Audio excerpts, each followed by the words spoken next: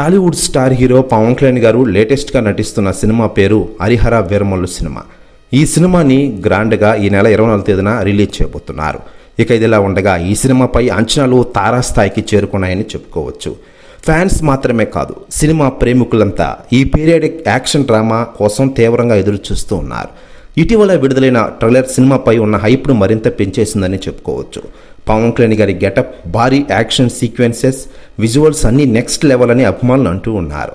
Trailer విడుదల తర్వాతే అసలు మ్యాజిక్ మొదలైందన్నది ట్రేడ్ వర్గాల అభిప్రాయం.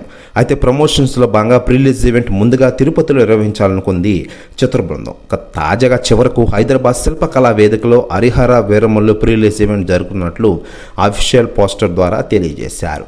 ఇక ఇదిలా ఉండగా లేటెస్ట్గా అందుతున్న సమాచారం ప్రకారం హరిహర వీరమల్లు కోసం దాదాపు 1000 థియేటర్స్ బుకింగ్ అయినట్లు తెలుస్తోంది. టాలీవుడ్ ఇండస్ట్రీలో రికార్డు సృష్టించబోతున్నారట పవన్ కళ్యాణ్ గారు. ప్రెస్ న్యూస్ కూడా తెగ వైరల్ అవుతోంది టోటల్ తెలుగు ఇండస్ట్రీలో. మరోవైపు పవన్ కళ్యాణ్ గారు నటిస్తున్న ఈ హరిహర వీరమల్లు రాజకీయంగా బిజీగా ఉండడం, కోవిడ్-19 లాక్డౌన్లో తదితర కారణాల వల్ల మూవీ విడుదల ఆలస్యమైంది. అయినా అంచనాలు మాత్రం పీక్స్లోనే ఉన్నాయి.